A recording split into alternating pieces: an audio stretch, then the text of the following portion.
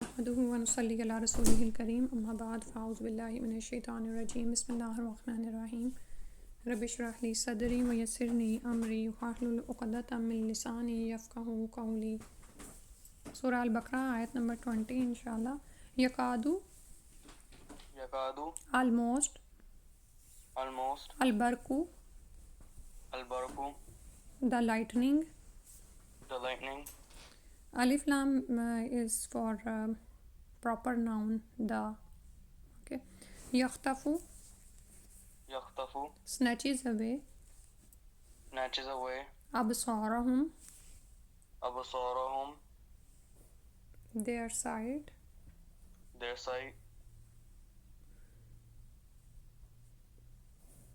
Okay, one moment please. I didn't see, sorry. Okay.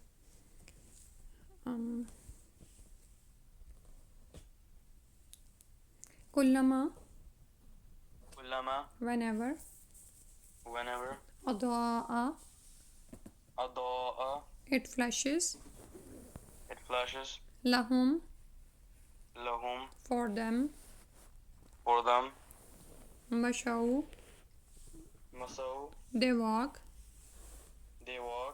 fihi in it waiza and when azlama it darkens. ازلمہ اور ظلمات ظالام میم route ہے، ٹھیک ہے؟ تو اس طرح اگر آپ تھوڑا سا ورڈز کو پہچانیں گے نا تو جب اس سے ملتا جلتا ورڈ دوبارہ آئے گا تو ترجمہ آسان ہو جائے گا، ٹھیک ہے؟ ظلمات ور ڈارکنیسز ازلمہ اٹ ڈارکنز علیہم on them قاموا they stand still ولو and if شاء he willed Allahu Allah لذهب he would certainly have taken away.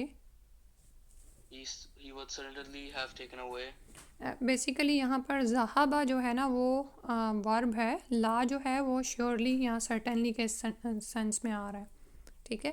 یعنی صرف لام پہ اگر زبر ہو تو اس کا مطلب ہوتا ہے سرٹنلی یا شیورلی، اور اگر لام الف صبر لا ہو تو اس کا مطلب ہوتا ہے ناٹ، ٹھیک ہے؟ بسمعہم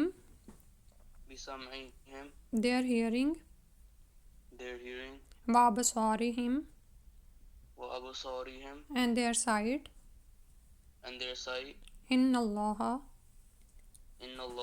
indeed Allah علی کلی is on every شیئن thing قدیرٌ all powerful. ٹھیک ہے، اس کی ٹرانسلیشن پڑھ دیں۔ The lightning almost snatches away their sight every time it lights. For them they walk the rain, but when darkness come over them, they stand still. And if Allah had willed, He could have taken away their hearing and their sight. Indeed, Allah is over all things competent. ٹھیک ہے، اچھا، یعنی اللہ سبحانہ وتعالیٰ اتنی قدرت رکھتے ہیں کہ لے جائیں، لیکن اللہ نے ان کو مہلت دی ہوئی ہے۔ تو وہی جو موضوع چل رہا ہے، تیسرا گروپ، یعنی ہم نے سورہ البقرہ کے آغاز میں مومنین کا احوال پڑھا، ان کی صفات پڑھی، یعنی ان کے ایٹریبیوٹس کیا ہوتے ہیں، اور اس کے بعد ہم نے ان کا انجام کہ ان کا اینڈ کیا ہوگا، ٹھیک ہے؟ کیونکہ ہم جب کام کر رہے ہوتے ہیں نا تو ہماری نظر اینڈ پہ ہوتی ہے کہ مجھے اس سے کیا ملے گا۔ یوزلی ہم کوئی بھی کام کرنے سے پہلے ہمارے ذہن میں ہوتا ہے نا کہ میں جیسے ایون جب ہم کھیل رہے ہوتے ہیں تو اس وقت بھی ہمارے مائنڈ میں کیا ہوتا ہے کہ میں اس سے ذرا فریش ہو جاؤں گی، یا مجھے انٹرٹینمنٹ ہے، یہ سورس آف انٹرٹینمنٹ میرے لیے۔ تو اسی طرح سے اللہ سبحانہ تعالیٰ نے انسان کی فطرت کو سامنے رکھتے ہوئے جو ایمان والے ہیں ان کا حال بتایا اور ان کی صفات بتائیں اور ان کا انجام کیا ہوگا۔ یعنی اگر اچھا انجام چاہتے ہو تو ایمان والوں کی صفات کو اپنا لو۔ دوسرا گروپ ہم نے پڑھا تھا ڈسبلیورز کا، کافروں کا، جو پکے کافر ہیں، ان کے دل بھی انکاری ہوئے ایمان کے اور ان کی زبان پر بھی انکار ہی تھا، اور ان کا بھی انجام اللہ تعالیٰ نے فرمایا کہ ان کے لیے بڑا عذاب ہے۔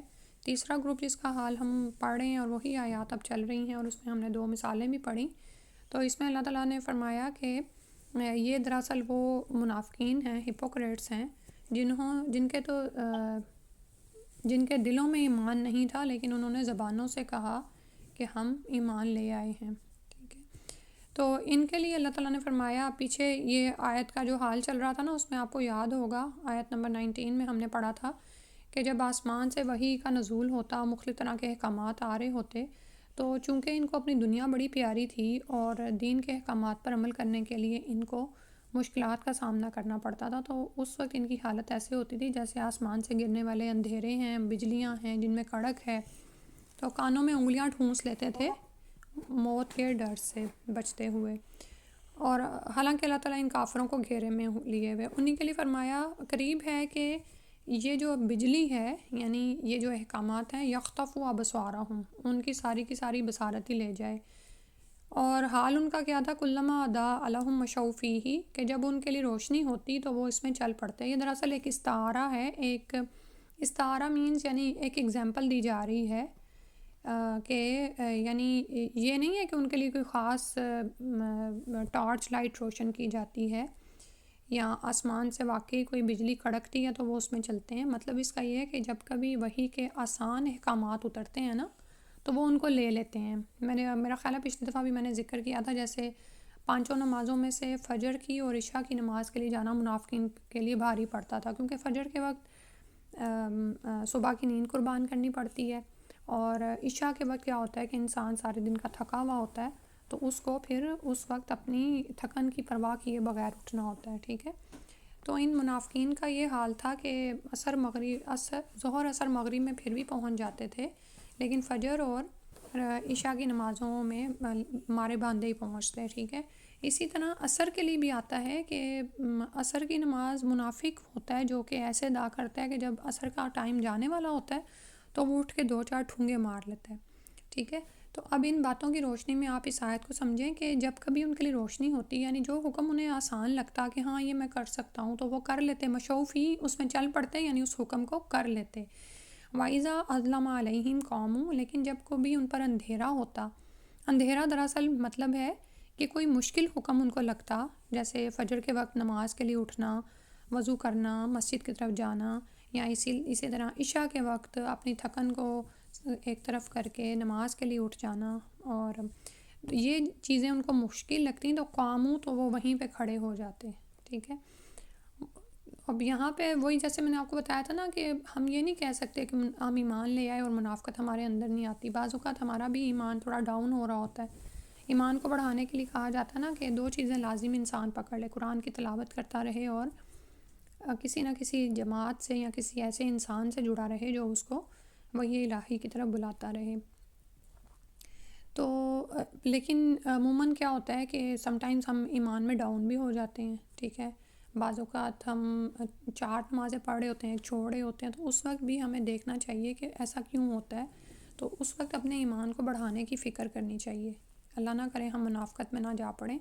تو اللہ تعالیٰ نے فرمایا کہ وَلَوْ شَاءَ اللَّهُ لَذَهَبَ بِسَمْعِهِمْ وَأَبْصَارِهِمْ، اللہ تعالیٰ چاہتے تو ضرور ان کی سماعت اور ابصار کو یعنی بصارت کو لے جاتے، کیونکہ پیچھے ہم نے ایک گروپ کا حال پڑھا تھا نا، جس کا اس آیت کا ترجمہ آج آپ نے کیا ہے کہ ان کا حال یہ ہے کہ گونگے بہرے اندھے ہیں، اب کچھ بھی نہیں سمجھتے، کوئی ہدایت کی بات ان کو نہیں سمجھ آتی، وہ تو یعنی کہ سمجھو کہ پکے کافر ہو گئے، زبانوں سے انہوں نے کہا ہے کہ ہم مومن ہیں، لیکن دلوں کی ان کی وہی حالت ہے جو عام کافروں کی ہوتی ہے۔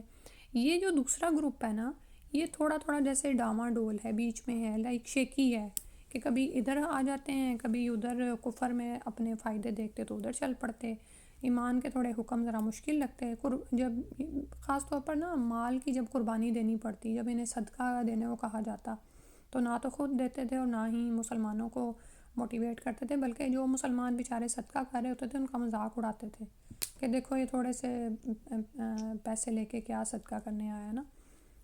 تو اللہ تعالیٰ یہ دراصل وہ لوگ ہیں منافقین، یعنی یہ جو یہ والا گروپ ہے، یعنی اب یہاں پہ آپ نے یاد رکھنا ہے کہ دو طرح کے منافق ہیں، منافقین بھی دو ہیں. ایک تو پکے منافق ہیں جو کہ عقیدے کے اعتبار سے، یعنی کہ ان کے عقائد کافروں جیسے ہی ہیں، ان کے بلیفز، ان کے تھاٹس کافروں جیسے ہیں. دوسرے جو منافق ہیں وہ بیچ میں ہیں ابھی، ٹھیک ہے، عمل کر بھی لیتے ہیں چھوڑ بھی دیتے ہیں، یعنی عملی منافق ہیں، پریکٹیکلی اسلام کو فالو نہیں کر رہے ہیں وہ، ٹھیک ہے. تو اللہ تعالیٰ نے فرمایا کہ اگر اللہ تعالیٰ چاہے تو ان کی سماعت اور بصارت لے جائے، یعنی ان کا بھی وہی حال ہو جو پہلے والوں کا ہوا ہے. بے شک اللہ تعالیٰ اوپر ہر چیز کے قدرت رکھتا ہے، یعنی ابھی ان کو مہلت دی ہوئی ہے. اور اسی طرح جیسے میں نے آپ کو بتایا تھا نا کہ رسول اللہ صلی اللہ علیہ وآلہ وسلم نے حذیفہ بن یمان کو منافقین کے نام بتا دیے تھے.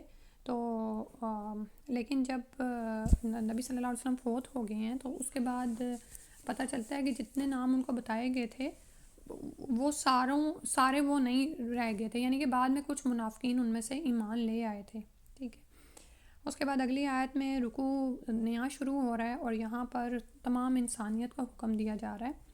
پڑھتے ہیں، یا ایہا الناس، یا ایہا الناس، او مین کائنڈ، او mankind, اعبدو، اعبدو، ورشپ، worship ربکم، ربکم، یور لارڈ، your Lord, الذی، الذی، the one who، the one who خلقکم، خلقکم، created you. created you. خلقم کا مطلب ہے کریٹ اور کم یو، والذین والذین and those and those من من from from قبلکم قبلکم before you before you لعلکم لعلکم so that you may so that you may تتقون تتقون become righteous. become righteous. ٹھیک ہے. تو تین طرح کے لوگوں کا یعنی 3 گروپس کا ذکر کرنے کے بعد اللہ تعالیٰ نے اب تمام لوگوں سے خطاب فرمایا ہے اور انہیں کیا فرمایا ہے کہ بنیادی جو توحید کی دعوت ہے نا کہ ایک اللہ کی عبادت کرو، اس کی طرف توجہ دلائی ہے. اور وہ کون ہے؟ اعبدوا ربکم، اپنے رب کی عبادت کرو، الذی خلقکم والذین من قبلکم. اب اس آیت میں اللہ تعالیٰ کے خالق ہونے کی صفت کو بیان کیا جا رہا ہے، ٹھیک ہے. خالق اللہ سبحانہ تعالیٰ کی ایسی صفت ہے، اور بھی ویسے بہت سی ایسی صفات ہیں جو اللہ کے علاوہ کسی میں نہیں ہو سکتی، ٹھیک ہے. یعنی کسی انسان کا یہ کام ہی نہیں ہے کہ وہ مچھر کا پر بھی پیدا کر سکے، ٹھیک ہے.